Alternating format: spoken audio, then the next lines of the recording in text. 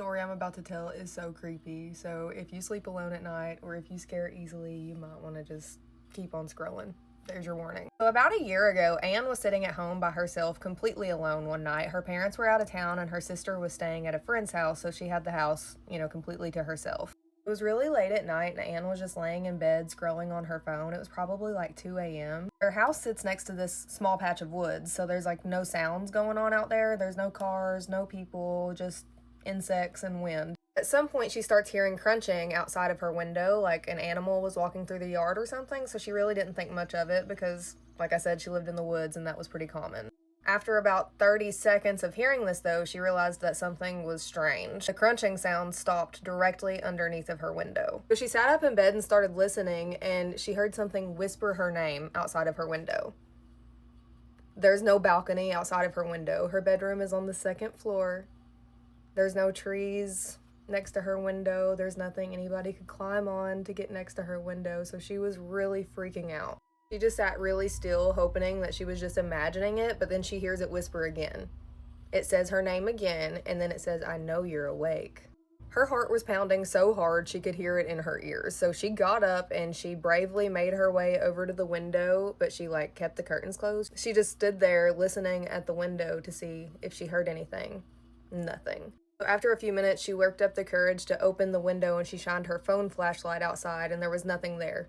Nothing in the yard, nothing in the woods, everything was all clear. So she tried to convince herself that she really had just made it up in her mind, and she went and laid down and tried to go back to sleep, but she couldn't relax. Something about it just felt wrong. She could not get comfortable. So about 10 minutes later, she got a notification on her phone that there was motion detected on the front porch. She opened the app and there was someone on her front porch facing the camera, but their head was down. So you couldn't see their face, just their body and their top of their head. She said she figured it was just somebody messing around, so she just watched the clip for a little bit longer, and finally the person looked up, and it was her. Same hair, same clothes, same face, everything. It was her. Suddenly this person or whatever it is starts coming closer to the camera, and as soon as the face gets up to the camera, it whispered, "Let me in." And right as soon as she heard "let me in," she heard 3 knocks on her bedroom door, and her doorknob started trying to open, like it was turning, like as if somebody was trying to come in. So she just laid there completely still, tried to act like nothing was going on, because, what else do you do in this situation? She just waited up for the rest of the night on her parents to get home, and so when they finally made it home the next morning, she tried to explain everything that had happened that night, and she went to show them the video clip, and it was gone. It wasn't there anymore. The weirdest part happened later that night. So her dad was checking the computer history to see if he could find the deleted clip or whatever. When he went back and looked at that time on the cameras, there was nobody standing on the porch, but there was somebody standing outside of her bedroom door. Please tell me y'all are as scared as I am. This was sent to me by Anne. She said it happened to her maybe a year ago. I'll have her tag down in the caption, so if you have any questions, you can leave them in the comments for her.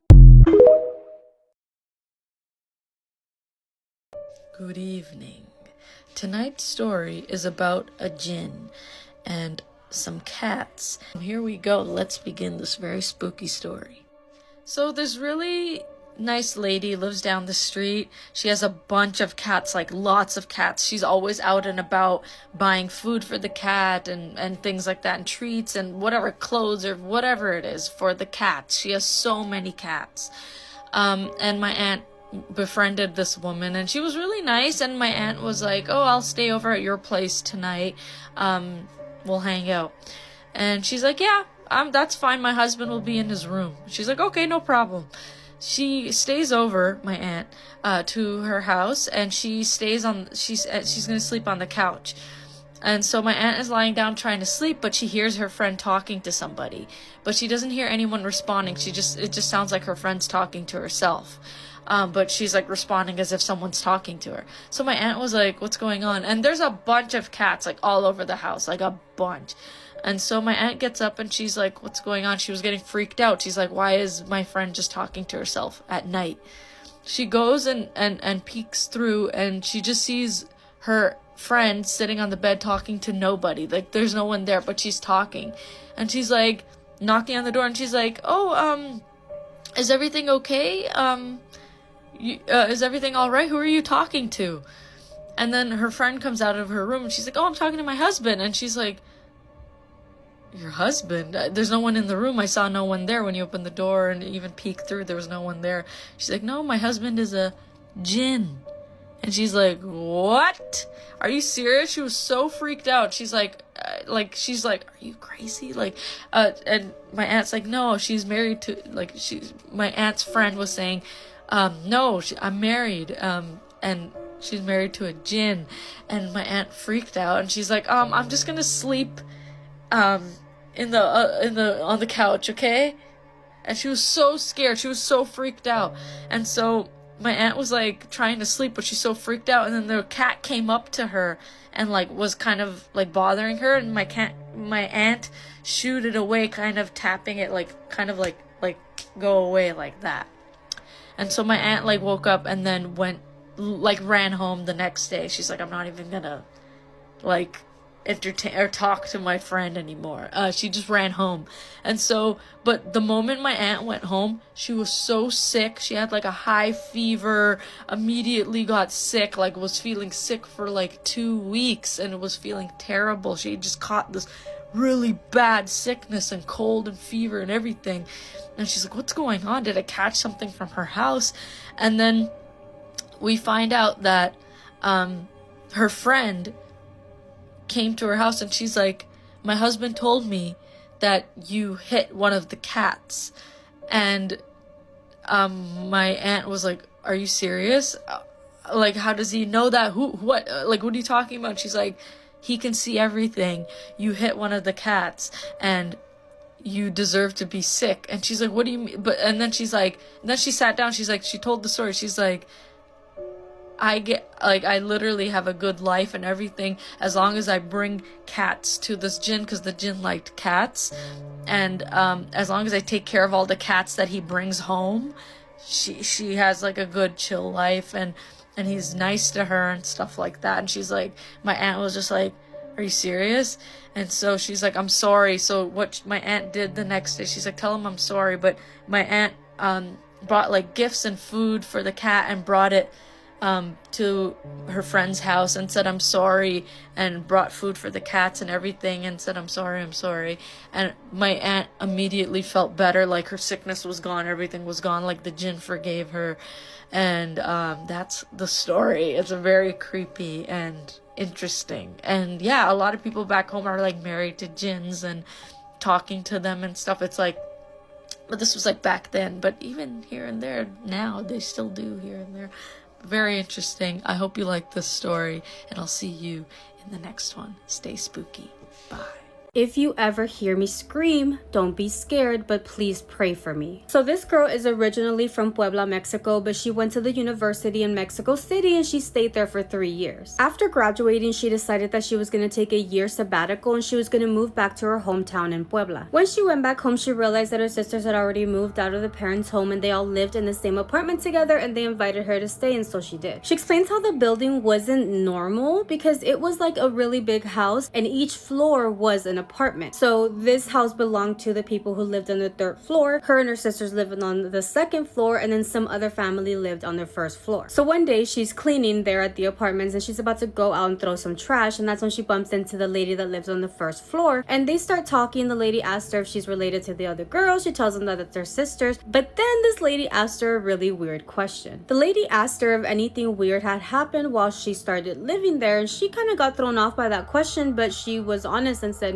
no, but what are you talking about? Why are you asking that? The lady's like, oh, no, nothing happened. I was just curious to see if anything has. So obviously she stayed with that in her head, and as soon as her sisters got home, she went up to them, told them the conversation that she had with the lady on the 1st floor, and asked them why she was asking that. Asked them if they had experienced anything or why she was asking that question. That's when her sisters were like, oh yeah, sometimes the lights will turn on and off on their own, and sometimes the faucets turn on and off on their own, but don't pay attention to it. I mean, we typically literally just ignore it and it goes away. I feel like that's something you would need to fucking tell me before I move in, because what do you mean? The faucets turn on by themselves, the shower turn on by themselves. It's okay, don't worry about it, just ignore it. Honestly, ignoring it is the typical Mexican thing, but like, you need to tell me this shit before I move in. So she tells her sisters, okay, I'll ignore it, like I won't, you know, get scared or anything, but do you guys know why this happens? Like, have you been told why? That's when her sisters tell her, well, it has something to do with the owner of the house, you know, the family that lives on the 3rd floor. But she explained that the lady had told her that things that happened to her ever since she was little, so just ignore it, like it's nothing, no big deal. So the girl telling the story says, okay, well, they're not telling me a lot, or maybe they didn't ask any questions, so maybe I should ask the owner and she may tell me what happened or why this is happening. Every day that would pass, she would try to go outside to see if she can bump into the lady that lives on the 3rd floor, and she wasn't successful until 3 or 4 days later. She bumps into the lady. She finally bumps into the lady. They start talking and she starts telling her, hey, something really weird happened when I was home alone. I was sitting there and like the faucet in the shower just turned on and off by itself. That did not happen, but she wanted to use that to see if the lady would tell her the story of what was happening in that house. At first, the lady didn't really want to open up about the things that were happening, but they continued to talk, and that's when she finally decided to tell her that, you know, ever since I was little, weird things happened around me. The lady explained how even things followed her wherever she went.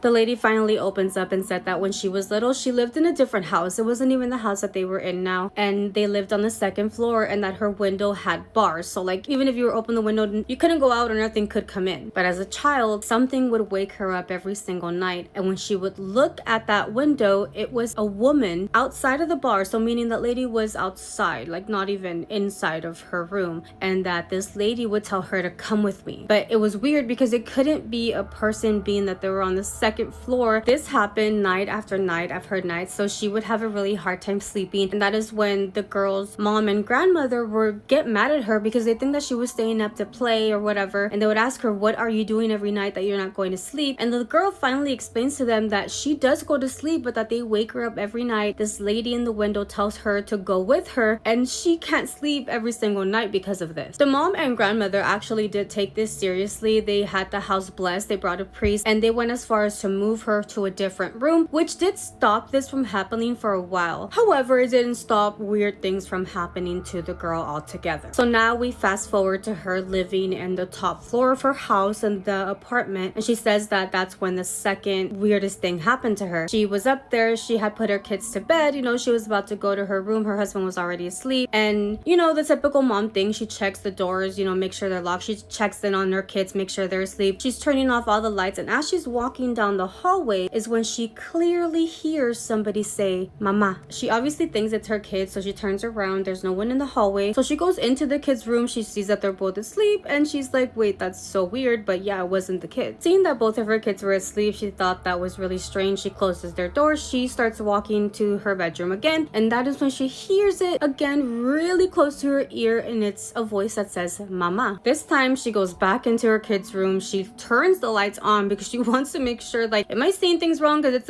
it's dark in there? But no, both of her kids are asleep. They're in very deep sleep. The lights didn't even turn them on.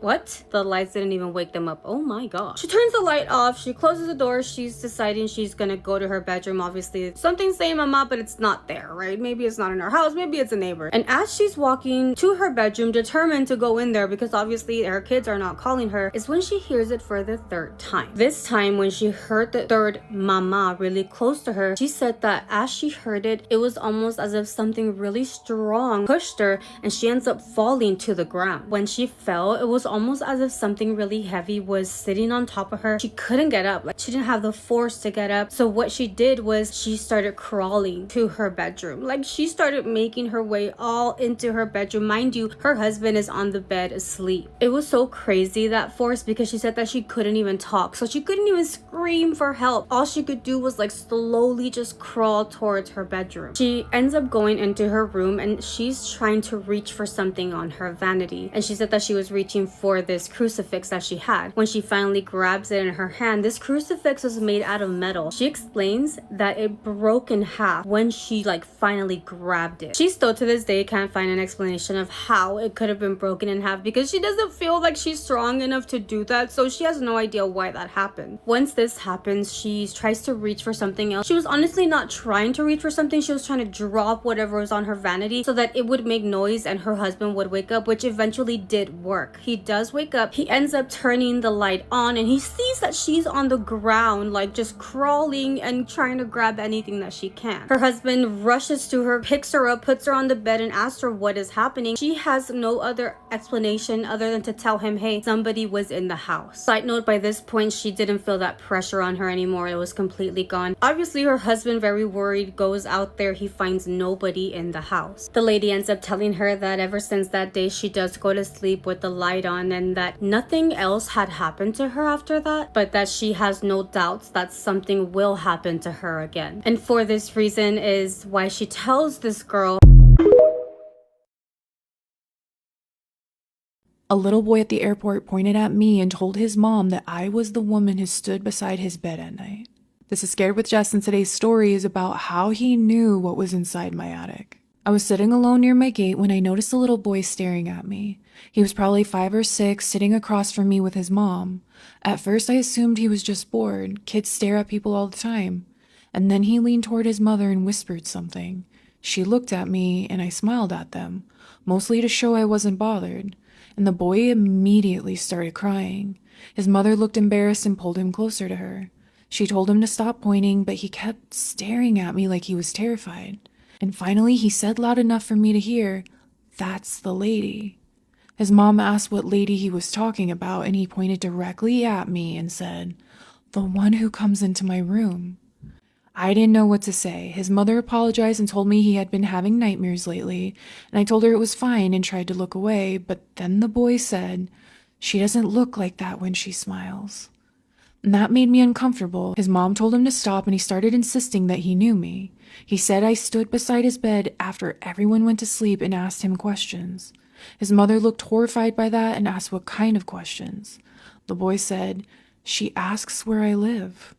I laughed nervously because I had no idea how else to react. I told his mom I had never seen either of them before, and she said she knew that. They lived several states away and were only at the airport because they had been visiting family. The boy kept shaking his head. He said, "She has your face." And then he looked at my hair and added, "And your hair." His mother tried distracting him with a snack, but he pushed it away. He slid off his chair and moved closer to me before she could stop him.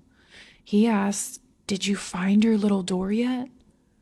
I asked what he meant, and he said, "The one upstairs." I lived in a small house with an attic, and there was a low wooden door inside it that opened into a narrow space under the roof. I had never used it, and when I bought the house, the previous owner told me it was probably just storage. There were boxes stacked in front of it, and I had never had any reason to move them. There was no way that child could have known it existed. I asked him what the door looked like, and his mother told me I didn't have to play along, but I wanted to hear what he said. The boy held his hand low around the height of his waist, and he said it was short and had a round metal handle. That was exactly what it looked like. And then he said, "She goes through there when she leaves my room." I felt cold all over. I asked how she got from my house to his, and he shrugged like it was obvious. He said, "She crawls." His mother grabbed his arm and told him that was enough. She apologized again and started gathering their bags. Before they left, the boy pulled a folded piece of paper from his backpack and he handed it to me. It was a drawing of a house. At first it looked like any picture a kid might draw, a square house with windows and a front door. And then I noticed the porch. My house has a strange covered porch that only goes halfway across the front. The support post leans slightly inward and the steps are off to one side. And the boy had drawn all of that. He had even drawn the small attic window near the roof. You could barely see the window from the street because a tree blocked most of it. Inside the window, he had drawn a dark person. And I asked who it was. He said, "That's where she waits until you fall asleep." His mother took the drawing from my hands and she looked at it and then looked at me. I think she could tell from my face that I recognized the house. She asked whether I knew them somehow, and I told her I didn't. I pulled up a photo of my house on my phone and showed her. She stared at it for a long time, and then she took her son and left. I tried following them because I wanted their contact information, but the boarding line at my gate started moving and I lost sight of them in the crowd. I almost missed my flight because I stood there looking for them. For the rest of the trip, I kept thinking about that drawing. I tried to explain it logically. Maybe he had seen a similar house somewhere, or maybe his mother knew me from social media, or they were playing some kind of prank. None of it made any sense. I hadn't posted any pictures of my house online, and even if someone had seen it from outside, they couldn't have known about the door inside the attic. I was away for 4 days, and when I got home it was late. Everything downstairs looked normal. The doors were still locked and nothing seemed disturbed. And then when I walked into the upstairs hallway, the attic hatch was open. It was the kind that pulled down from the ceiling with a folding ladder. I always kept it closed. I had only opened it a few times since moving in, and the ladder was hanging halfway down. I stood underneath it for a few minutes. I wanted to call someone, but I also felt ridiculous. As far as I knew, the latch had failed and the hatch had opened on its own. I turned on every light upstairs and pulled the ladder the rest of the way down. I climbed high enough to see into the attic, and the light inside was already on. Boxes had been moved away from the low wooden door, and the door was open. Only a few inches, but I could see darkness behind it. I remember the boy saying she crawled through there, and then I heard something shift inside the narrow space. It sounded like fabric dragging over wood.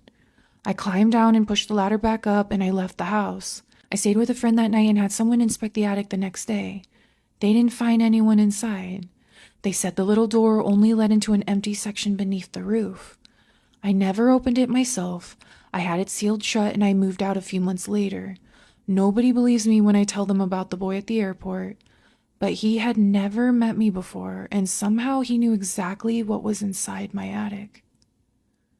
Anyway, good luck sleeping tonight. Her and her friend saw something in the woods that resembled Slender Man. If you're new here, I'm Krista, and on my account I tell spooky stories either submitted to me or found on the internet. Today's story was submitted by Abby. When I was about 11 or 12, my best friend Layla and I spent most of our time playing Roblox and going on walks. Layla's house always creeped me out, especially the woods surrounding it. One night, we were outside with her dog when we heard what sounded like a rock being intentionally thrown against metal. We sprinted back, and I tripped on a root and scraped my side, but I kept hanging out there anyway. One evening, we decided to take our golden retriever, Buddy, out for a walk. Layla lived in a small, run-down house surrounded by forest areas. We took a trail behind her house that led through a narrow path and opened up into a small clearing. As we walked, I suddenly felt incredibly uneasy, like we were being watched or hunted. Buddy had been leading the way, but he fell behind and we lost track of him. We called his name, but the woods were completely silent. No rustling, no panting, nothing. We just assumed he had run back to the house. We eventually reached the clearing and paused to decide if we should keep going. The negative energy there felt overwhelming, and we had this feeling that we were being watched. Suddenly, we heard something that sounded like a coyote, which we took as our sign to turn back. On our way back, we heard a strange, inhumane groaning or yowling sound. We called out for Buddy again, and this time he finally ran up to us from the path ahead. As we neared the beginning of the trail, we reached a tiny clearing and saw something standing in front of us. It was a tall, skinny figure with impossibly long limbs, lying on the ground and propped up against a tree like it was injured. And this was years before we had ever heard of the Slender Man legend. We just screamed and ran, and I don't remember anything after that. Absolutely not. Absolutely not. And I'm glad that Buddy the dog is okay, because I was really scared as I was reading this. I was like, I hope he comes back. Like, where's he gonna go? No. So I'm glad he's okay, and I'm glad that you guys are okay. I'm curious to know, did you guys ever, I'm sure you didn't go back after that, but did you ever see anything else after this experience? I feel like I've been left on a cliffhanger. So let me know. I always find it so creepy when people see things that resemble legends and myths that are already pre-existing without any previous knowledge of those myths or legends. So it makes it all the more creepy. Thank you so much, Abby, for submitting this story. If you guys have any stories you'd like me to read, please email them to me and I'll get to them if I can. I will see you in the next one. Have you ever been on a hike out in the woods and you felt like you were being watched? I'm going to tell you a story of me and my friends when we all went on a regular old day hike that we used to take every single weekend out in the woods. The story actually takes place with me and a bunch of my friends. We were up in the Adirondack Mountains, which is up in northern Appalachia. And this was a typical day hike that we would take almost every weekend. If we didn't go in Jersey or anywhere else, we would go anywhere in the mountains. That's what we did. What I'm getting at is we didn't think anything bad would happen. We thought it would just be like any other hike. That was until we got about 12 miles into our hike and we were getting ready to set up our camp. Of course, it was still daytime, so we didn't think anything creepy was going on until we started hearing what almost sounded like people talking around us. First, we were like, oh, it's probably just other hikers or campers. But then we realized we're not anywhere near a campground. We are literally 12 miles into the wilderness. We just kind of ignored it. We continued to set up our camp. We got our campfire ready, and the night just went kind of normal. And that was right until my friend was like, hey, I gotta go pee. Do you want to come with me? And I wasn't gonna let her go alone. And it was right before the sun started going down. So I said, yeah, let's go. As we're walking out in the woods, she pulls her pants down to go pee. I go to go next to her. And that's when we started hearing that humming sound, or like people voices talking around us again. And I don't know about you, but when I hear humming out in the woods, it is not normal. She tells me to keep watch for her. So obviously she bends down, she starts peeing. I look around, I keep watch. And that is when I saw something behind a tree behind her. And this was definitely a moment that made the hair on the back of my neck stand up, because what I saw was a person leaning on against a tree, and then they just pulled back. Like they pulled back off the tree and then dipped behind the tree that they were behind of. That's when I looked at my friend and I said, hey, yo, pull up your pants. We gotta go. There's somebody out here with us. She's like, what do you mean? What are you talking about? Like, and she pulls her pants up and we start running back to our camp so we can go tell them. As we started to tell them kind of frantically, they were like, yeah, no, we walked 12 miles out here. All of us are locked and loaded and we have our machetes. We're not going anywhere. And if anyone wants to come fuck with us, we'll handle it. And they thought it was just other campers messing with us anyway. Which, by the way, kind of makes sense, but it also didn't make sense because we were 12 miles into the wilderness. We tried our best to ignore what we thought we saw, and we built our campfire, and we just went about our normal night where we started playing guitar, drinking beer. And that was when my buddy Leo was like, hey, I gotta go take a piss. So he puts his guitar down and he walks off into the woods alone with a flashlight. Mind you, me and Leo, we were the two people out of the group that weren't really afraid of anybody, but I mean, we also were the ones that had the weapons.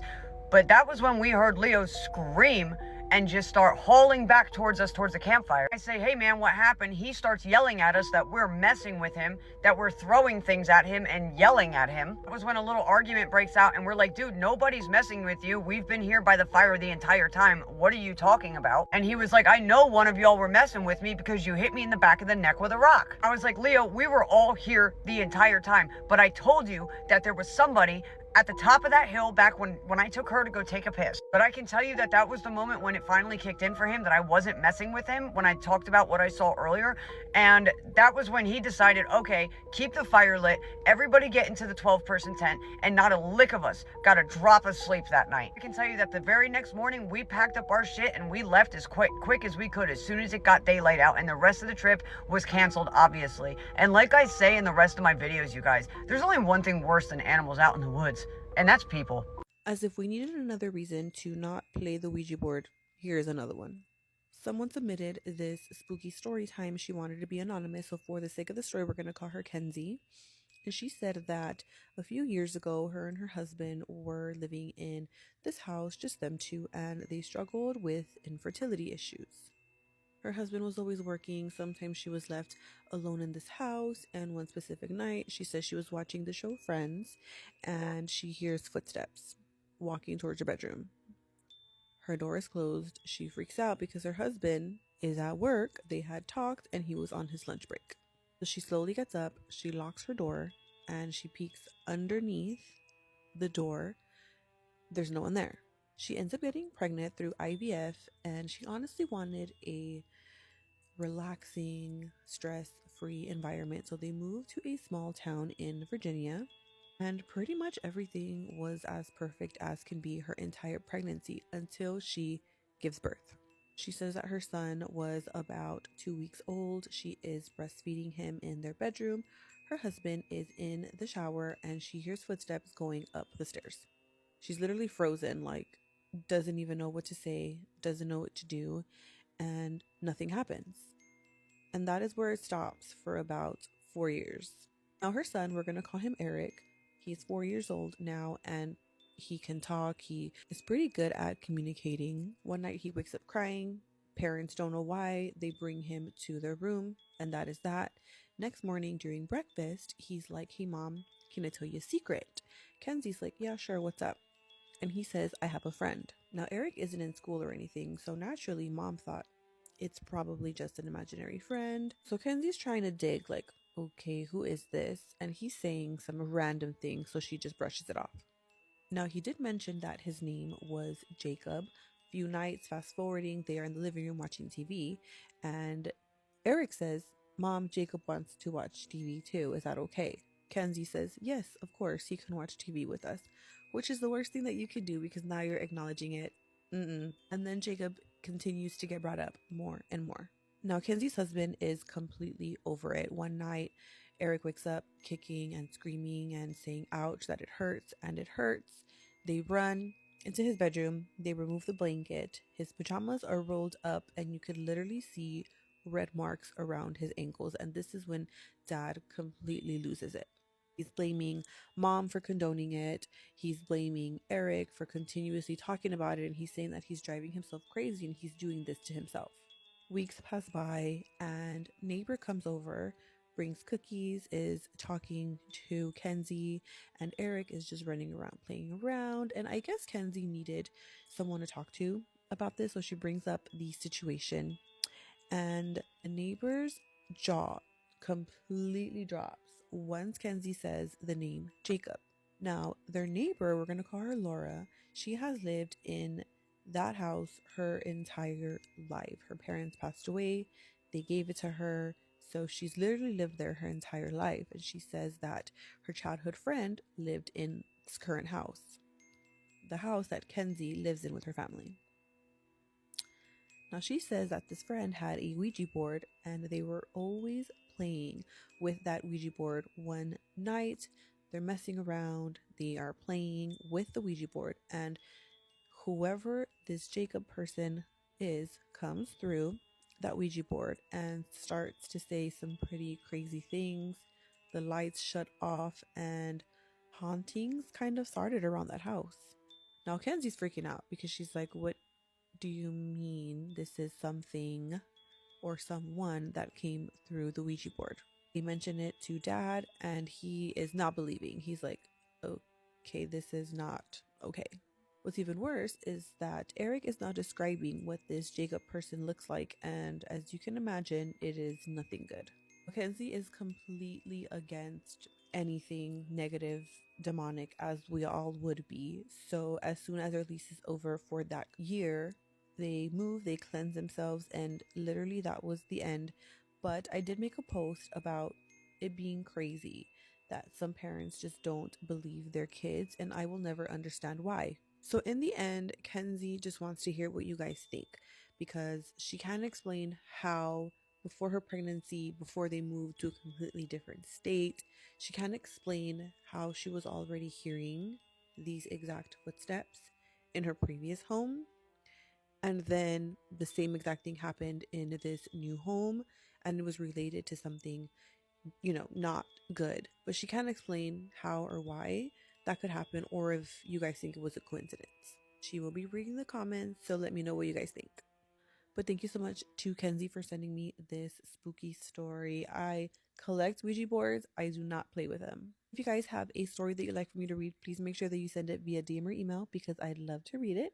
And I will see you guys in the next spooky story. Bye. Did I walk into the future?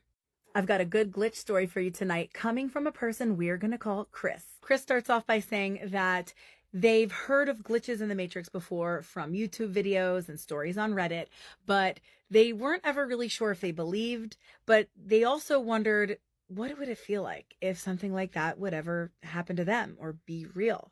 I think it's safe to say he found out. Chris was coming home after a picnic with friends. So he hadn't had a lot of sleep the night before.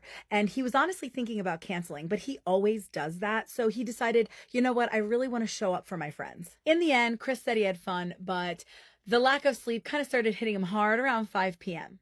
So Chris decides he's going to walk home. He said he figured that the walk might wake him up a little and help him with the sleepiness. Chris says that this junction has a lot of grocery stores and restaurants on both sides. It's a very familiar path for him. So at some point, Chris has to take a right. And so there's a chicken shop right there, and then next door is a grocery store called Farm Face. So as Chris is walking, he's looking down at his phone, just scrolling through some reels, when all of a sudden, he is hit by the smell, the very distinct smell of the hens. He says it's a nasty, specific smell that always comes from that chicken place. So he says that being hit with the smell made him instinctively look up. And then sure enough, there is that chicken shop with the cages stacked up right out front. He also clocked that, yes, there is the Farm Face grocery store with its bright signage. He also specifically remembers as he is staring up at the sign, trying to think to himself, was there anything that I wanted to stop in there for before I get home? He also thought to himself, he was a little tempted to go in and get a coffee, but then after double thinking about it, he thought, you know what, that'll just keep me up longer, and he really just needs to get home and go to bed. So he elected to not stop at that grocery store. So he kept walking by. Then he takes that right turn. So once he makes this turn, he notices up ahead was a flower shop, and he noticed that they were unloading the back of a truck. He said that that caught his attention because they don't always do that. He said upon seeing the plant truck, it made him make a mental note that he needs to remind his dad about getting some new plants for the house. As he goes up towards it, he gets that smell of that earthy, muddy soil smell. He said it almost feels comforting. So he passes by and he's continuing to look down at his phone, and while he's walking, all of a sudden he's hit with that same chicken smell, and he's thinking he should be still smelling that wet, earthy, green smell and not the chickens. He's way past the chicken. So he stops dead in his tracks and he looks up, and guys, there was the chicken shop and the Farm Face, and his heart drops. He knows he already passed this. He knows this stretch of road like the back of his hand. He said, I did not turn around. I did not loop. I kept going straight. And yet, there it was. So Chris said he is panicking now. It has really set in, and his heart is beating so fast, he could literally hear his pulsing inside of his ear. And he's going over it in his head, trying to think of a logical explanation, but he could not find one. So to test if he's losing it, he takes the same right turn again. And he said, and sure enough, that same flower shop was unloading the back of that same truck. It was the same moment, the same movements that he just did. Chris says he has no idea what happened. He says, I know I was tired. I know. But I know I did not turn around or loop around. I kept walking straight. How do you explain that? He also ends with saying he has walked this road 100 times or more, and nothing like that has ever happened before. And he hopes it does not ever happen again. Such a good one. I would think I'm losing my mind. All right, y'all, you know what to do. What are your thoughts? Drop them in the comments. And if you have your own glitch in the Matrix story, you have to share it. And if you're interested in Creepy Storytime merch, including glitch merch, go ahead and click the link in my bio. And if you're new here, you got to follow for more Creepy Storytime. If you're a fan of Appalachian scary stories, you're gonna want to hear this one. I read the story before bed one night, and let me tell you, that was a mistake. So grab a drink, grab a cozy blanket, and settle in while I tell you a scary story after dark in my garden. Except it's raining, so we're in my basement. Welcome to Ghosts in the Garden. I never really tell this story because every time I think about it, I get the same uneasy feeling that I had that night. This happened about 6 years ago as I was coming home from a friend's house. It was late, somewhere around 1 a.m., and I decided to take a shortcut through a quiet road that passed near a large field. I'd walked that route dozens of times before, so I wasn't worried about it. The night was unusually silent. There were no cars, no dogs barking, not even the sound of insects. About halfway down the road, I noticed someone standing at the edge of the field. At first, I assumed it was just another person walking home, but as I got closer, I realized they weren't moving at all. They were just standing there, facing in my direction. Something about it felt wrong. I couldn't make out any details because it was dark, but I could tell the figure was unusually tall. I kept walking, trying not to stare, and when I finally passed the spot where I'd seen it, I glanced over and the figure was gone. Immediately, I stopped and looked around. There was nowhere it could have disappeared in just a few seconds. The field was open for hundreds of feet, and there were no trees or buildings nearby. I remember feeling a chill run through my body, but I convinced myself that I was tired and imagining things. Then I heard footsteps behind me. They weren't loud, but they were clear enough to hear on the empty road. I turned around expecting to see someone, but there was no one there. The footsteps stopped the moment I turned. I stood there silent for a few seconds, listening, but nothing. As soon as I turned and started walking again, the footsteps returned. This happened 3 times. Walk, footsteps, stop, silence. At that point, I was genuinely scared. I pulled out my phone and turned on the flashlight. The road behind me was completely empty.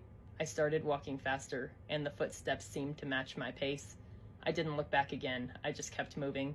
When my house finally came into view, I felt relieved. I hurried to the front gate, unlocked it, and stepped inside.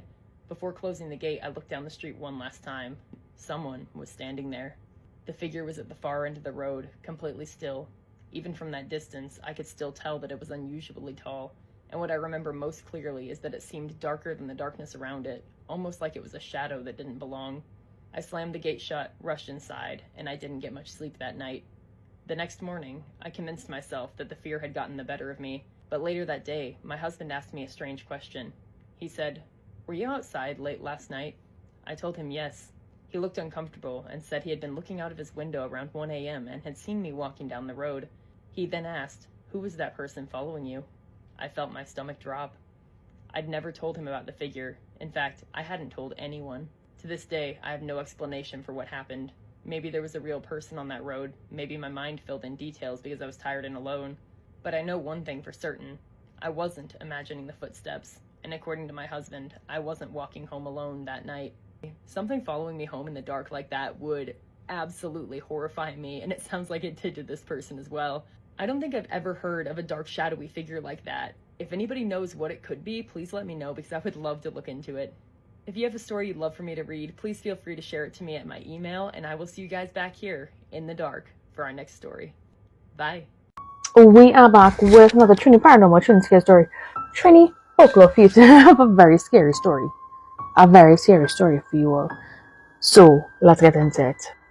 So before I get into the story, I can't say what I want to say because TikTok could ban me. So just CLICKONPROFILE. Yeah. So our follower said, "Hi, good night. I have worked in a haunted compound in Point Lisa for the last 4 years. I've had many experiences and I've heard the fence rattle and shake going up and coming back down. There's a huge compound. You enter the west gate on Point Lisa's estate and you can come through the east gate, which brings you back onto Perseverance Village. It's a big private company that is filled with many different companies inside. I've seen indicators on vehicle come on and I'm watching the keys on my desk. I've heard female screams coming from where I don't know. I've seen army boots appear and disappear in front of my eyes. I've heard trucks start by themselves and saw no one inside them. A night, a security officer by the east gate called me via the wireless, drove up to the east gate from the west gate. On reaching there, she told me, 'Come and hear this.' I heard people laughing and talking and music playing in the offices upstairs. Mind you, this is 1 a.m. and only 3 of us was on the compound. Myself, the corporal at the west gate, and the female officer at the east gate. Another night, I walked out the booth at 12:30 a.m. and watched to the east gate about 100 feet up. I can see a woman all in white watching at my direction. I called the corporal and he confirmed that both of us saw the same thing. There's a lot more experiences to be mentioned, not only with me, but with others from other offices as well. To be continued." I have heard so many stories about Point Lisas. Almost all the different parts of the estate you hear haunted. They're always seeing a woman in white. They're always hearing women screaming. They're always having their machines tampered with. Why do you think that these industries are haunted? Not just in Point Lisas, but in other places. Why do you think that companies are haunted or have these paranormal experiences? Let me know. There was this man named Jim. Now, Jim grew up in the foothills of the Appalachian Mountains in North Carolina. And he said he was the oldest of 5 brothers and sisters. And they lived in this older home situated in the middle of the woods, surrounded by the mountains. Now, he said this one particular night, his father put him in charge of watching his brothers and sisters. And so his father left and several hours had passed. Him and his brothers and sisters, they were playing a game of tag, running around the house, when all of a sudden they hear the doorbell ring. So they all go up to the front door. They look out the window. There's nobody out there. So they're like, who was that? So they go back to playing. And after about 15, 20 minutes, once again, they hear the doorbell. They go and look out the window. There's no one there. So they go back to playing again, and once again, the doorbell rings. So this time, Jim goes to the door, and he opens it, and he goes, "Quit playing around." He looks out there, and there is like absolutely no one. And he said he just remembered, like all of a sudden, this very bad stench just poured into the house. And he said it almost made him gag. And he thought, that's really weird. Like there's no one there. So he closes the door, and they all go into the living room. Well, his brother goes into the kitchen and is in there for about 5 minutes when all of a sudden he comes running out, screaming, crying, and he runs right into his bedroom and jumps on the bed. So Jim goes to check on him and see what's wrong. And when he gets in his brother's room, he can see that like he's very frantic and just, upset by something. So Jim sits down on his bed and is like, "Hey, what's going on? Like, why are you crying?" And he couldn't get his little brother to talk about like what was going on. He said finally his brother, after about 5-10 minutes, says, "I was in the kitchen and I looked out the window. There was this big, tall, hairy monster, and it was waving at me to come outside." And right as he's telling him that story, Jim said he looked out his brother's window and he sees the shadow of something very large just move. And so he tells his brother, like, get out of the room, and he gets his brothers and sisters and he puts them all into the parents' room. We said right at that moment, they could hear stuff like running around the house, and they could hear all this noise outside and banging on the windows and the doors. And he said, then it stopped. And after about 5 or 10 minutes, he said he hears this frantic banging on the front door.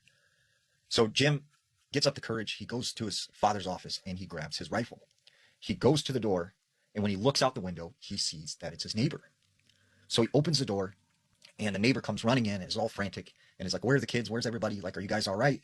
I'm staying with you till your dad gets back." And Jim was kind of confused, like, why is the neighbor here? Why is he panicking? Well, shortly after this, his father comes home, and his father and the neighbor go into the other room. Jim overhears them talking, and the neighbor is basically saying to the father, like, "I was looking out my window when I seen like several large looking men that weren't human running around your house, and I knew the kids were alone. So I ran over there immediately, and one of these things, whatever it was, it chased me." So Jim's father and the neighbor, they get some rifles and they go outside. They tell the kids to lock themselves in the bedroom. And he said all night long, they could hear just, loud bangs and booms, and shots being fired. And he said the next morning, his father came in, had this blank stare on his face, and just slowly shuffled onto the couch. And he asked his father, like, what was that last night? Like, what happened? And his dad looked at him and said, "I never want to speak about what I seen out there." And he said still to this day, he has no clue what it is that his father seen or what they experienced that night. This is something that the news hasn't talked about, but there was a fan attending the World Cup game in Mexico City that claimed to have seen what they described as a mannequin person. Now, Santos, a young man from Mexico City, said that him and his friend were at the Azteca Stadium. Said they wandered off to use the restroom. And at some point in time, he had separated from his friend. Well, he was able to get a hold of him on the phone, and he told him to come meet him. So as he's standing there waiting for his friend near the bathrooms, he said he looked over and he connected eyes with a strange man. He was leaning up against the wall, sort of with his body contorted. And he said as he looked at his face, he didn't have any eyes. He didn't have a mouth. He didn't have a nose. There was just skin covering the eye sockets and covering the mouth hole. He said he kind of locked onto him and noticed that this guy was making very erratic movements. He turns his head and he looks again, and the guy is gone. But he sees his friend coming around the corner, and his friend comes up to him and is like, "Hey, did you see that guy that looked like a mannequin?" And both of them had seen the exact same thing at the stadium. And what's interesting is not too far from the stadium, there have been a couple of sightings of these mannequin people. Now, there was another man named Fuji. Fuji said he was having a party at his house, and he invited some friends over. Well, his friends were running late, so he had the front door open. We said he started to hear this loud commotion coming from outside. There was screaming and yelling. And all of a sudden, he sees his friends run into the front door. And they are terrified. And they're like, "There is a man outside that looks like a mannequin." And he's like, "What are you talking about? You guys are messing with me." Said, "No, there's this guy out there that looks like a mannequin." So he goes out the front door. And he said, sure enough, standing in the street was this man with his arms behind his back, kind of twisted. And he said this man didn't have any facial features. He had no eyes. He had no mouth. And he looked like a mannequin. And he said that's when this man started to run away, except he was walking on his tiptoes, sideways. He said this man ran into an abandoned home that was a couple houses down.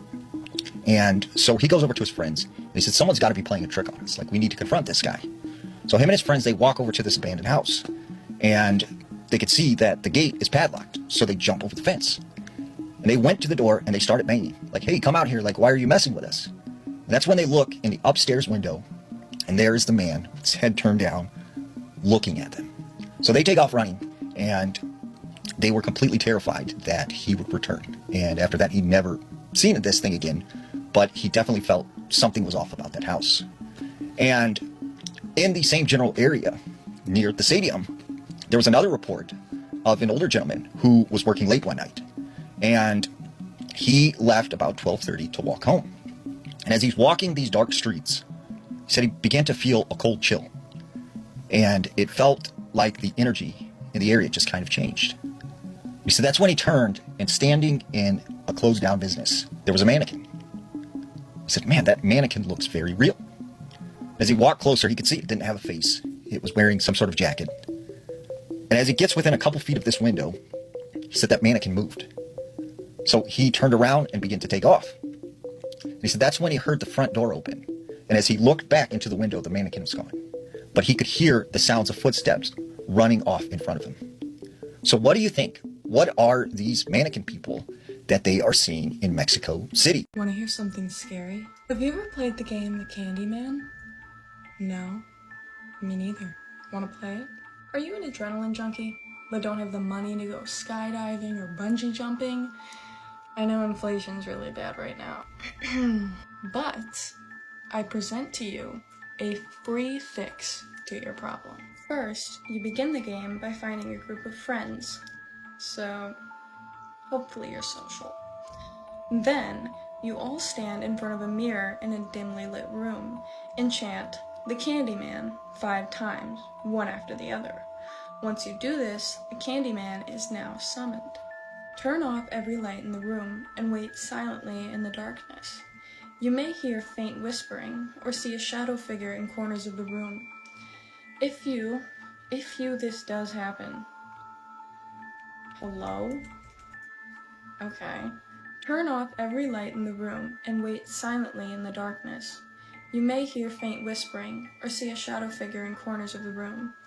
If this does happen, quickly hurry to switch on a light. In this game, the light is your only protection against him. It's unknown what happens if you don't turn on the light in time. However, I, for one, don't want to find out.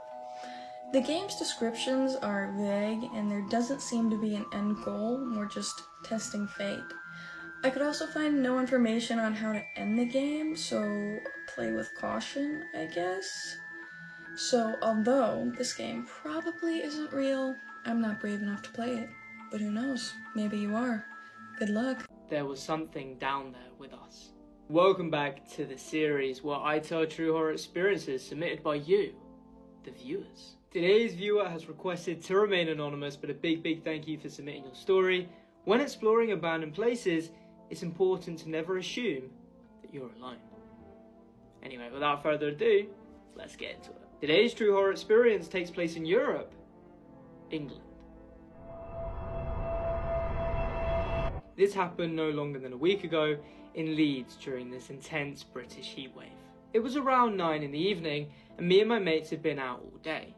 Clearly craving some sort of adventure, one of my friends mentioned this abandoned World War II bunker that he'd seen online, which was fairly local to the area. Let's just say, it didn't take much convincing. We were pretty bored after all, quickly heading home before catching the final bus. While en route to our destination, I will admit that I did start to feel particularly nervous. It was clear the initial excitement had dissipated, and maybe this wasn't quite a good idea after all. Close to 20 minutes later, we arrived. It was a short hike from the bus stop, and we eventually reached the entrance which was seen in the videos online. To be honest, it looked way eerier in person. The entrance was a hole indented into a sealed door, and no one wanted to go in first. After a brief back and forth, I was voted on the consensus that since I'm 6'5", I'm more likely to fight off anything in there. So I'm a sacrifice, basically. Reluctantly, I climbed through. There was more of a drop than I expected, and I practically fell in. Taking a moment to observe my surroundings, I noticed that it was extremely dark, with only the light seeping in from the entrance providing any sort of clarity, and I could only see no more than a meter or so ahead. Practically begging for them to join me, eventually, one by one, they funneled through, and then we started to explore the bunker's claustrophobic corridors. My initial panic had clearly dissipated, safety in numbers and all that, and we were all joking and laughing as we made our way through the bunker. But then I noticed a clear shift in demeanour in one of my friends beside me. Instinctively turning towards him, even in the darkness I could see that he was deathly pale. "You alright?" I said. His response made my heart jump. I heard something. I could tell immediately that this was genuine.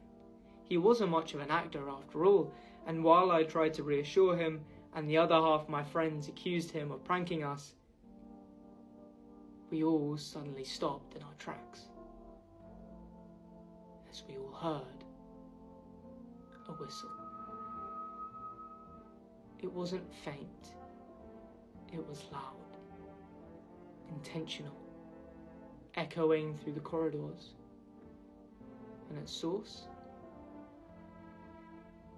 right in front of us, aiming our torches forward.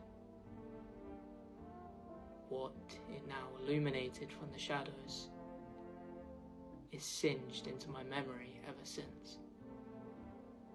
Standing completely still, with its back turned, was a figure. It was no ordinary figure, no. It was huge, towering well over us. And without any hesitation, we bolted. My eyes fixated, tunnel visioned on the faint light seeping through the entrance into the bunker, and I dove through the hole. But my leg met a wayward piece of metal, slicing it open. The pain was sharp, but through gritted teeth and adrenaline, I carried myself as far away from the bunker as I physically could. Somewhere close to 20 meters away from the bunker, I regrouped with my friends.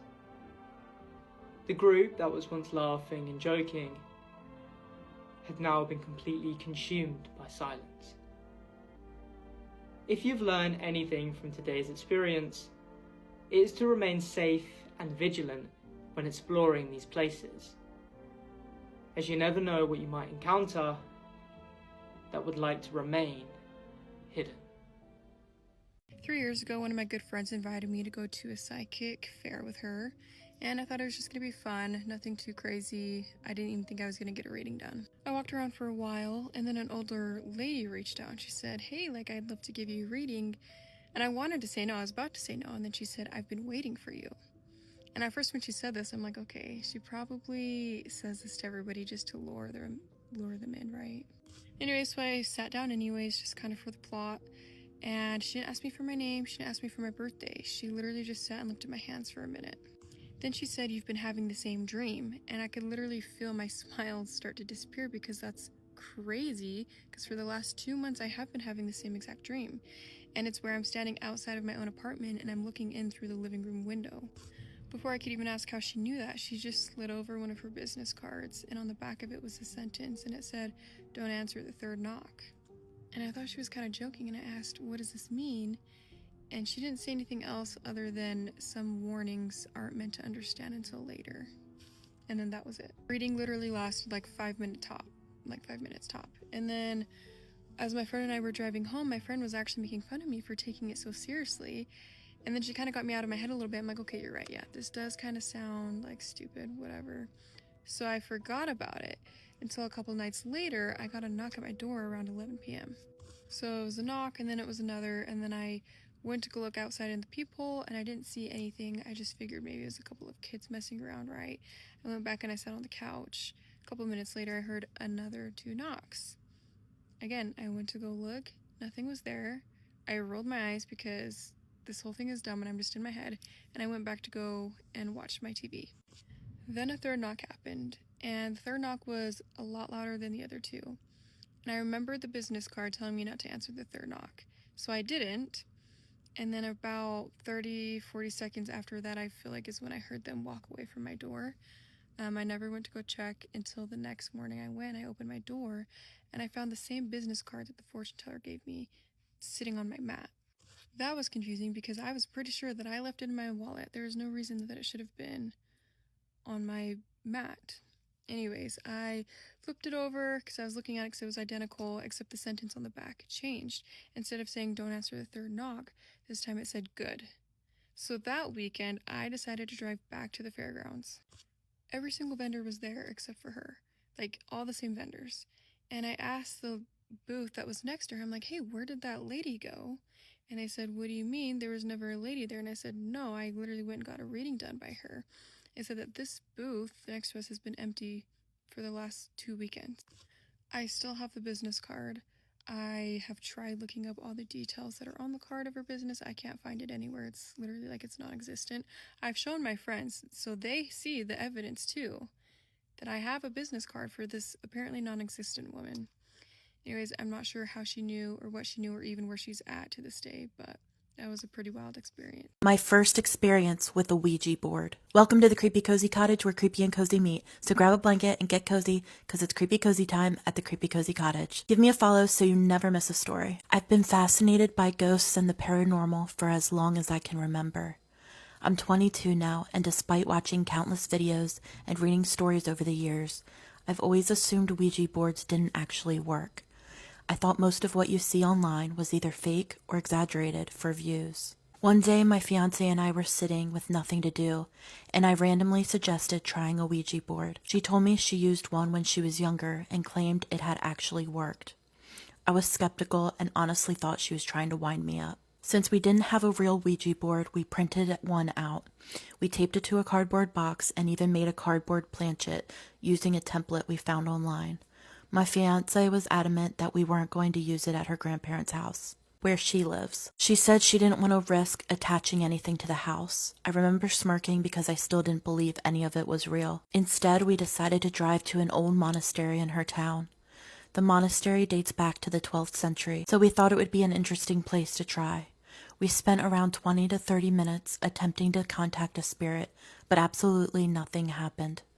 Although I'd expected that outcome, I have to admit I was a little disappointed because a part of me really wanted to experience something. We eventually gave up and went for a drive.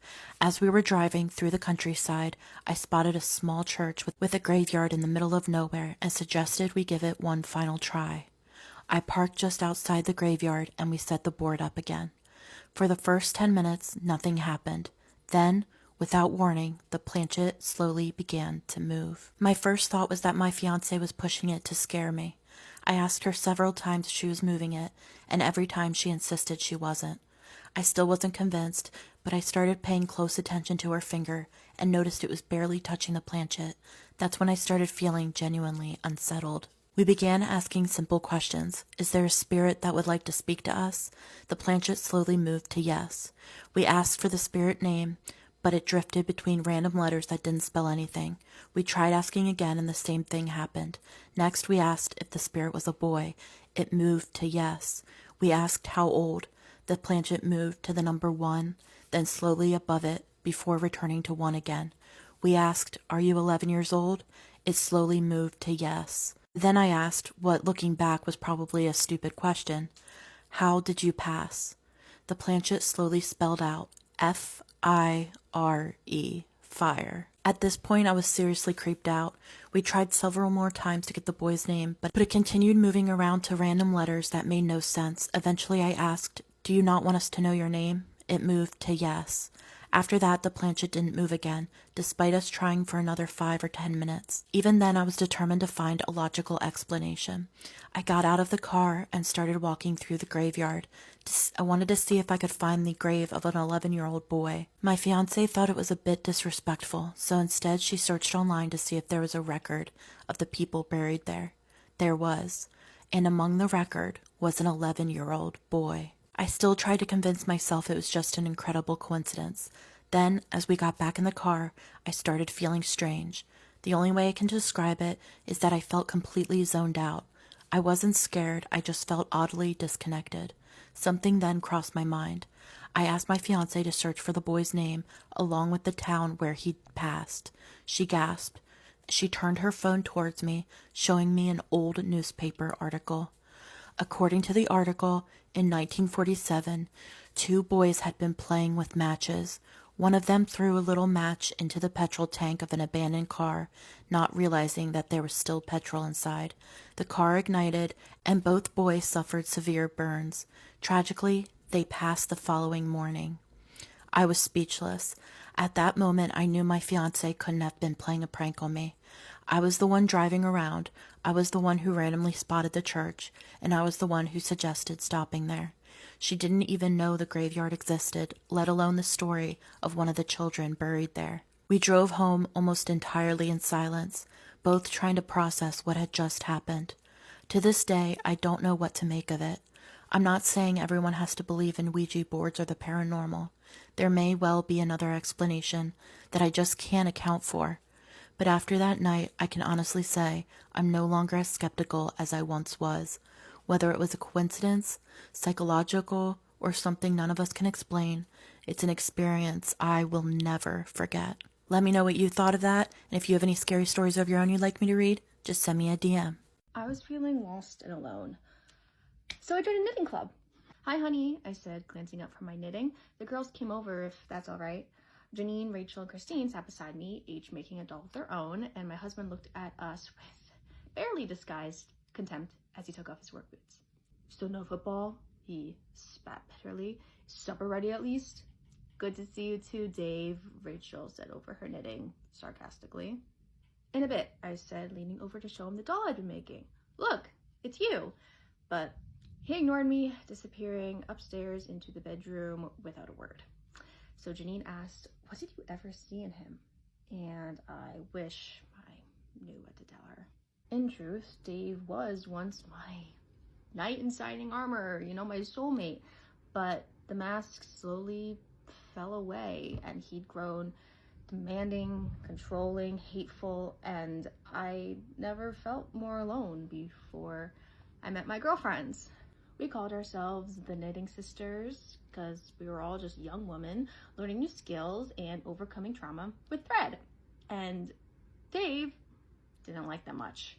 So the girls left with plans to meet again the following evening, and I began supper as Dave plodded back down the stairs, and I could feel another argument brewing.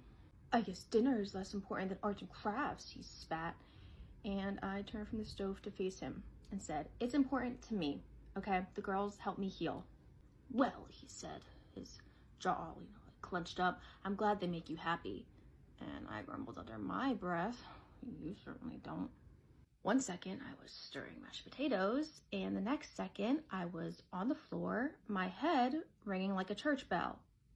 He had actually hit me. And then he clutched my bleeding cheeks in his rough hand and put his face inches from mine. "No more knitting, sisters. You got it?" he hissed dangerously. And then he left me shaking on the tile floor to go to the bathroom. And I texted my girls about the change of plans. When the next evening came, I was alone. Dave and I had eaten dinner in complete silence before he returned to the living room, and he didn't want to be disturbed, but I had a gift. So I said, "Honey, can I show you something?" "More dumb BS," he hissed from his recliner, but I ignored the jab. "Janine wanted me to make something special," I said, showing him the raggedy doll in my hands. I said, "So I made a little you." And then he said, "I don't care." Dave's words were caught in his throat. He couldn't move. and a strange chanting filled the air as Janine, Rachel, and Christine emerged from their hiding places with their hands outstretched. And I began unraveling the doll. First went his arms, the flesh unspooling into crimson thread, and then came the legs, torn away like scraps of yarn, and last came the eyes, plucked from their stitching like buttons. As the final incantation faded, the room grew still, and we all embraced it. I mean, I felt a freedom that I hadn't known in years, and I have my new coven to thank for it.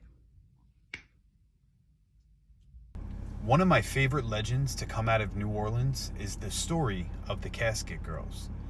Now, some of you may not believe in vampires, and that's quite alright. But this particular New Orleans legend is so deeply intertwined with real colonial history that nearly 300 years later, it's still difficult to really determine exactly where the truth ends and the folklore begins. So the story starts back in 1728, when a group of young women were sent from France to the French colony of Louisiana. Their purpose was pretty simple: marry the colonists, establish families, and help build permanent society in the New World. But these weren't just any women. Many were recruited from convents, orphanages, and charitable institutions that were run by the church. They were poor, but they were chosen specifically for their reputation as respectable and virtuous young women. They were sent across the Atlantic to tame the rough bachelors of the French colony. And every one of them arrived carrying a strange, narrow wooden trunk known in French as a cassette. Now, the journey across the Atlantic was absolutely brutal. Months at sea with terrible rations of food and terrible conditions that left many of the women looking deathly pale, thin, and sickly. So imagine the sight when their ship finally reached New Orleans and dozens of these mysterious young women that were stepping onto the docks that were pale as ghosts and each carrying one of these long wooden chests from the old world. And it didn't take long for whispers to really begin. People started claiming that the woman hadn't come to New Orleans alone, and according to the legend, something else had crossed the Atlantic with them. Something that was hidden inside those wooden trunks. Some that people think were vampires. The folklore says that women, their cassettes were taken to the Ursuline convent and locked away in a third-floor attic under the supervision of the nuns. But sometime later, when the trunks were supposedly inspected, they were entirely empty. And that's when the rumor spread through New Orleans that vampires from the old world had been smuggled into the New World. Over time, the French word cassette became corrupted in the retelling of the story, and the women once known for carrying cassettes became known as the Casket Girls. And naturally, that only made the vampire legend grow even darker and spread like wildfire. But perhaps the strangest part of the story is what people say happened next. So according to the local folklore, the windows of the convents up in the attic, they were sealed shut using special nails supposedly blessed by the Pope himself, not to keep people from getting inside, but to keep whatever was already up there from getting out.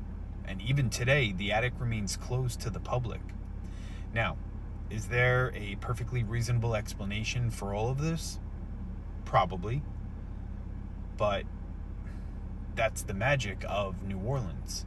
It's a city where history and legend have been tangled together for so long that sometimes it's impossible to separate one from the other.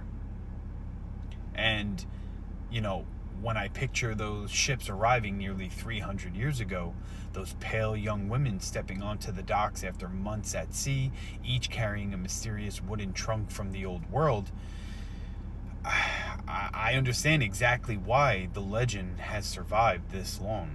Because maybe they really were just carrying their belongings, or maybe something ancient crossed the Atlantic with them and has been hiding in New Orleans ever since. Let me know what you guys think in the comments.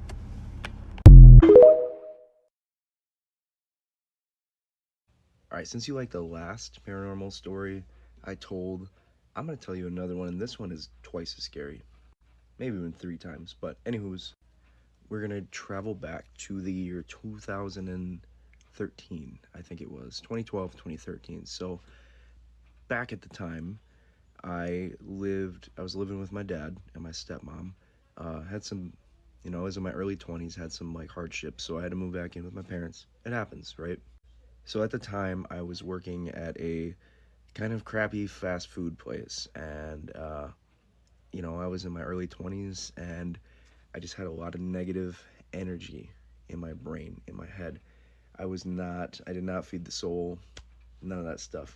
I was a very negative person. So I will just preface this by saying I think I brought a lot of this onto myself in a way, and then in another way, I can't explain where the rest of this came from. So I remember one night, I was hanging out at home, and my stepmom's aunt had come over, and they were kind of just like having gal time, having a couple cocktails, and they were up pretty late at night. And I remember at one point they all like screamed and got freaked out, right?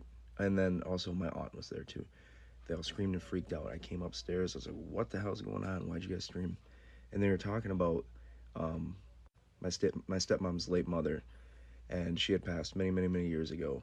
And they were talking about her, and all three of them swore they saw, because like the way like our entry level was, they swore they saw her head like creep in and look at them. Ugh, freaky stuff. So then weird shit started happening quite a bit after that. So this is my personal story. So I was working like second shift, going on to late nights. So oftentimes I wouldn't get home till midnight, 1, 2 o'clock in the morning, right? And my dad was a truck driver. He was an over-the-road truck driver at the time. So a lot of times he would have to get up super, super duper early to leave to go get on his route, and be where he's got to be at his designated time, whatever. So this particular time I had gotten home late, 2 o'clock in the morning, ate something, started going to sleep. 3 o'clock he wakes up. He comes in my room, and I always used to sleep with my door closed. He comes into my room and he's like, hey, he's trying to be quiet and respectful, and he's like, just I'm gonna be taking off here in a little bit, I'll see you in a couple weeks, take care of whatever. Okay. So he, for whatever reason, had like left my door open, like a crack. I don't know why, because I always have my stuff closed, my door closed.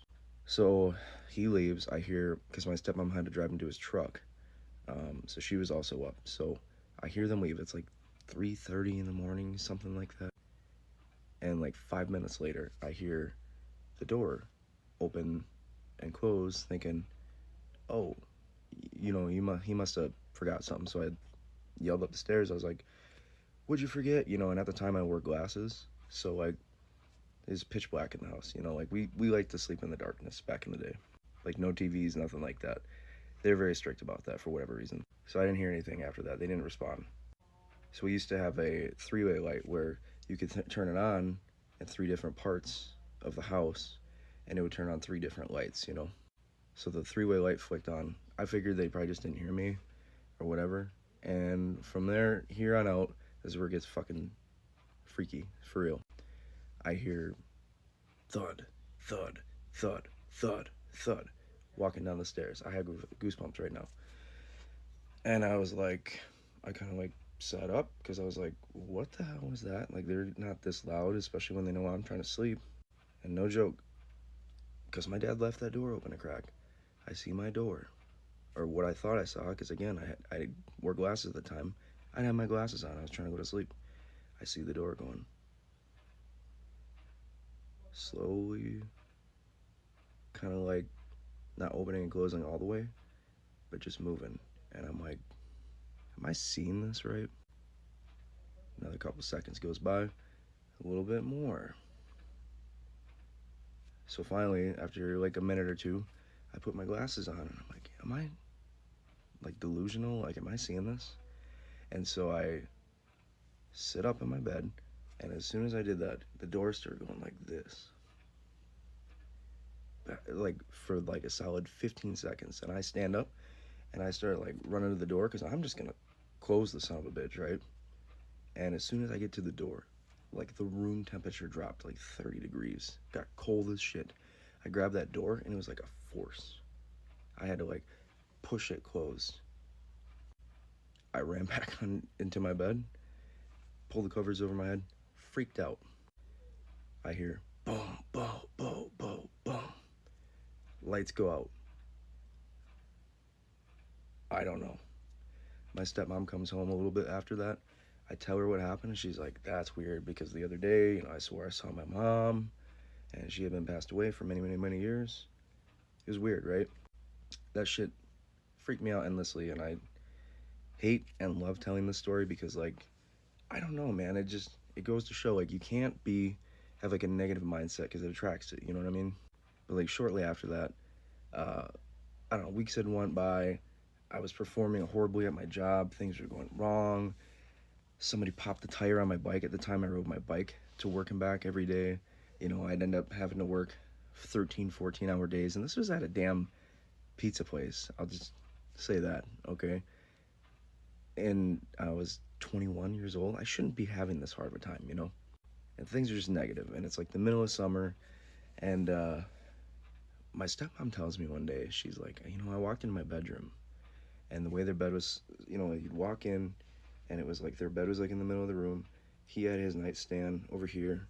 She had hers on the other side. She went to go grab her phone in the morning one day that was on her nightstand. And she walked up to the nightstand, and no joke, she told me that she saw a shadow person. And that she is not one to tell any kind of stories like this. I don't know if she ever had a story like this. And it stopped her. And she tried putting her hands out in front of it, and it wouldn't budge, and she couldn't get to her phone, and finally just disappeared. And seriously, I heard that, and I was like, okay. I waited till they're gone. I looked up all the smudging, all that kind of stuff to kind of try to clear the air, and I tried to get my mind right, and it took some time, but yeah, it was, I don't know, man, there's something about the power of positivity and the power of negativity, because if you're just a negative person and you got that mindset, this shit's gonna be more drawn to you. I'm just saying. So I don't want to say there was no more experience after that, because one time I had a friend over and I told her about this story, and this is, I don't know, 6 months after the fact, and we were just sitting there talking, and it was a can from our pantry, a can of beans or something. Just could be nothing, could be completely coincidental, but just fell, freaked her out. She took off. Years later, I had another gal over, and I was taking a shower, and she was kind of just hanging out in my bed, and she told me that she felt somebody, she thought it was me, sit on the bed and lay down in the bed, and she went to reach her hand over, and I wasn't there. I was in the shower, obviously. So after that was pretty much the last time. So I felt I cleared my brain, cleared the energy. But yeah, that's a true tale, and I hate telling the story, but I figured y'all on TikTok, if I know anything about TikTok, y'all love freaky ass stories. So that's my spooky, scary story time. Show it some love, send it to your friends, and yeah, let me know if you've ever had anything like that happen. But that's a true story from when I was in my 20s. So keep your mind right. That's all I'm saying. Hi, I'm Nicole with Haunted Threads After Dark, and I'm here to read you a scary story in my very scary dark car. So, I found this on a video 6 years ago. Well, it was a video that was made 6 years ago. And the creator of that video didn't know who to give credit to, so therefore I don't either.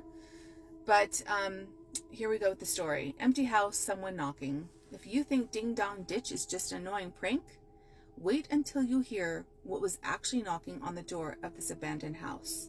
This true story will make you lock your doors tonight. A long time ago, my girlfriend and I were looking for a private place to be alone together, since our parents were always home. There was a vacant house on the corner of our block that hadn't been owned in years. The back door was always left unlocked, and I would know because my friends and I had been there before. We went in through the back, but before we could even get upstairs, there was a knock at the front door. We looked at each other with worry. What if someone had caught us sneaking in? She peeked out the window, but there was no one on the stoop. She made sure that the door was locked before turning back to me. I assured her it was just some kids playing ding-dong ditch. We made it only halfway up the stairs before the frantic knocking on the door came back. She checked the window again. The porch was still empty. She opened the door this time, but still couldn't see anyone. I wanted to look tough to impress her, so I stepped outside and yelled at the pranksters to try it again. I shut the door and waited behind it, hands on the doorknob, ready to throw the door open. I just waited there for at least a minute, and was about to just forget about it, when I heard the blood-curdling scream of my girlfriend. I turned to see what she was screaming at, and I screamed as well. Just barely in the dark, we could see the silhouette of a large human figure very slowly making its way down the stairs. It was moving in a hovering-like motion. We ran past it in just an arm's reach and left the house the way we came. We ran all the way back to my house, both of us out of breath. We know it couldn't have been an old person. They had to be at least 7 feet tall. Nobody was supposed to be living in the house, though.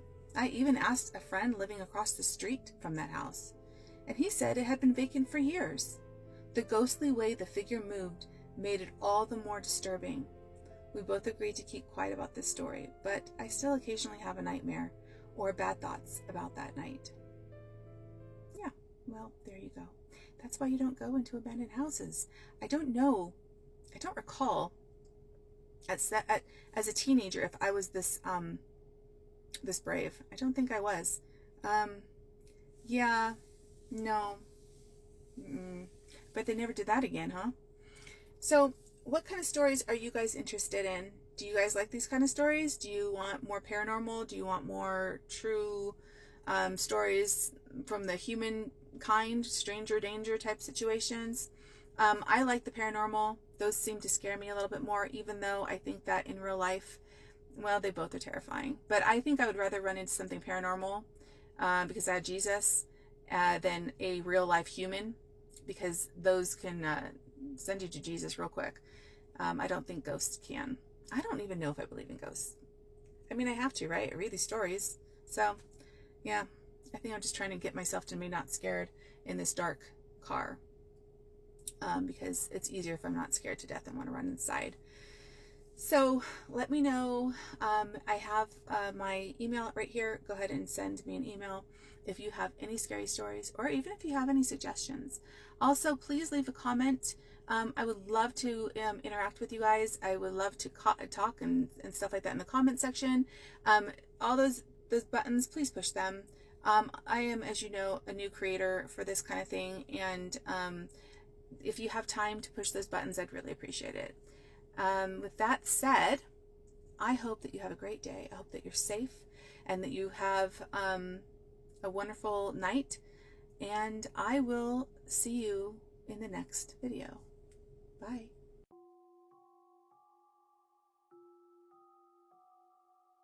I don't know what this thing is, and I need help identifying it. It shows up outside my house every single night and never moves an inch. It just stares directly into my home, as if it's contemplating if it should make a move. I feel like I'm going crazy. Please tell me you can see it too.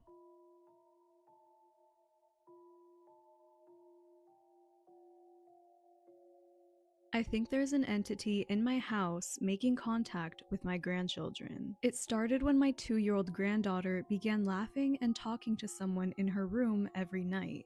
One night, we heard her firmly say, "No, go away." At the same time, my son thought that he heard me talking to her in her room, but I wasn't in there. We were told to burn nettle salt and palo santo, but every time we tried, it wouldn't stay lit.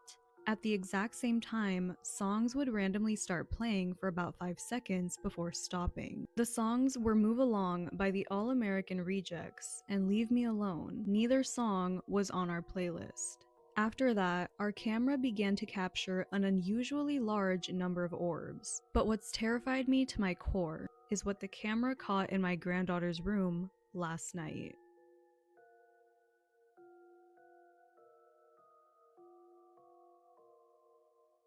The power went out in my house, and me and my wife were talking and making jokes about ghosts and spirits popping out at us. Eventually, my wife said that we should take some flash pictures and see if anything pops up in one of them. So that's what we did. It was quite literally all fun and games until we saw this picture. We don't have any kids, and we don't have any pets.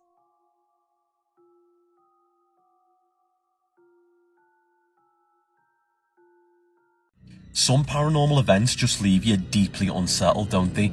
And that goes for the experiences I had as a child growing up in a haunted house, which ultimately led to the jack-o'-lantern as we know it today. It inspired me to keep collecting ghost stories and find out what other people had experienced and try and make some sense of it all and see what is going on. So I won't tell you all of the experiences I had in that house in this one video because you'd be here all night, folks. I don't want to send you to sleep. However, I will tell you of a few that were particularly eerie and see what you make of them. So my bedroom in this house was at the end of a rather long corridor. It was always freezing cold. It was unpleasant to be in. We moved out of this property, by the way, when I turned about 7. However, I do still remember quite a lot from it. Now, I never liked sleeping in this bedroom. I used to fall asleep at the top of the staircase because I was the littlest and had gone to bed first because I did not want to sleep in there. There was an atmosphere, and I remember it at this age now of 32. And one particular occasion, me and my 2 sisters were reading on the bed, and I think we were reading Goosebumps books, actually. You know, we've always been a big fan of the Goosebumps books. And we're reading those, and we distinctly hear a bird chirping and frantically flapping in the old Victorian vent at the side of my bed. So that would have led up to the roof and would have been an old ventilation system that they don't use anymore because we don't need them. And we all distinctly heard it. You couldn't see through the gaps because it was just very narrow and dark. So we went and alerted my dad, and he came up with a screwdriver to take off the vent and a bag to put this bird into and, you know, let it escape outside. Now, sure enough, when he came out, all was quiet at this point. However, he pulls off the vent and it is thick with dust and cobwebs that are undisturbed for decades, probably more. And right behind there is the skeleton of a bird, still complete with some of its feathers. Now, we all agreed, we all seen it. Nothing could have been flapping and directly behind that vent because it would have completely disturbed all the cobwebs and the dust, but it was intact. It was like we heard a sound from a time gone by. It was creepy as hell. Another occasion I went into that bedroom one morning and there were hundreds of blue bottle flies all over my bedroom window, and I mean hundreds. I remember being a silly kid and me and my sisters were squirting them with water guns because it was just something silly to do to try and get rid of them. The next day, folks, they were gone. Disappeared. We don't know where they went. Now, so many other things happened in that house, but another one I'll end on because it's probably the creepiest, I would say. I remember being in bed one evening and being quite upset because I could hear my name being whispered and a hissing type noise. Now, as a child, I described that as a snake, you know, and again, called my parents and I was quite upset saying somebody's whispering my name. There's a hissing noise like a snake in the room. And of course, they would come in and the noise would cease. And I was adamant that I could absolutely hear this and it was upsetting me. Now, there was a shelf as well I had with teddies on. And in this same night, after they'd been in and checked the room a few times, I seen on this shelf, the teddies began falling off one by one as I was looking at them. And of course, that upset me greatly. I ran out the room again, and I don't really remember what happened from there because I must have been really young. But I often think back now, why was some kind of, you know, spirit or whatever it was trying to scare a little kid in his room on their own in the dark? Like, why would it be doing that?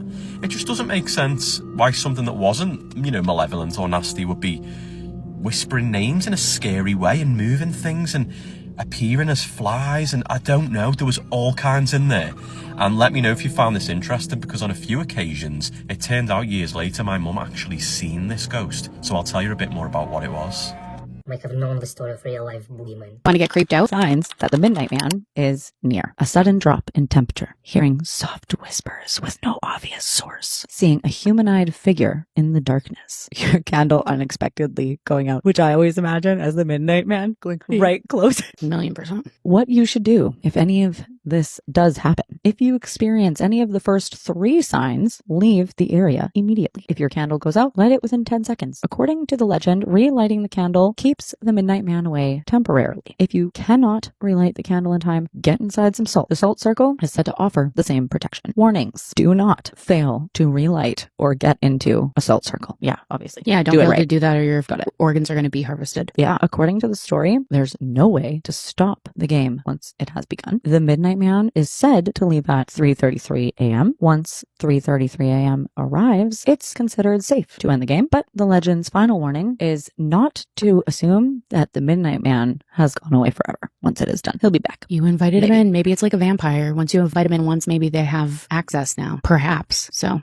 don't do it. Okay, next I'm going to talk about the elevator game. Hey y'all. So this is Last Thread Before Bed, episode 22. This is a little series where I read scary stories on Reddit before I go to bed, and my ass tries not to get nightmares. So boom, let's get into it. So tonight's story is on subreddit Ghost Stories once again. Now this story is from user DrySpite1417, and it's called My Son Scares Me. Hey everyone, so yeah, my child scares me. There have been a few incidents, but I'll share the very first with you. About 2 to 3 years ago, my son, who was 4 at the time, was lying in my bed with me and we were trying to fall asleep. He was doing the usual kid thing when they're fighting their sleep. Rolling around, speaking gibberish, playing with his hands. Then, all of a sudden, he stops and I feel him sit up in the bed. I'm pretending to be asleep, so I just stay still and quiet. Then I hear him having a conversation, but I can only hear his side. We all know where this is headed. What did you say? What? I'm trying to go to bed. You go get it. It's downstairs that way. No, I'm trying to go to sleep. You go downstairs. What? I can't hear you. Come here. Straight up arguing with the ghost. And that's when I jumped out of bed and flipped the bedroom light on because he is not about to invite whatever this thing is into bed with us, sobbing. And I asked him, buddy, who were you talking to? And he points in the corner of the room and says, over there. I said, baby, I cannot see who it is. You need to tell me who it is. Is it a boy? Is it a girl? The child looks at me and says, monster. I had a moment where panic ran through me, but growing up, I had so many paranormal experiences myself. So I sat with him and asked him, do you want the monster to leave you alone? And he said, yeah. So I had him repeat after me, and we told the monster to go away and that he was not welcome to be in our home. My son decided to end it with, yeah, leave me alone. 2 minutes later, my son was sound asleep. I, however, was up for another few hours after that. And this was the beginning of my child saying absolutely creepy shit. If you want more, let me know. Now, this user said they posted another story because they replied to somebody else who was like, I need more stories. And they said they posted more, but I'm scrolling all on their account and I cannot find another story. On their page, it said, honestly, didn't expect this to blow up. I'll be sharing the next story. And then it says, LOL, just posted his next one. And then it's just like random shit. So I guess that's it for this story, guys. Hope y'all enjoyed. That was pretty creepy, but it was short. Follow for more scary stories, y'all. Good night.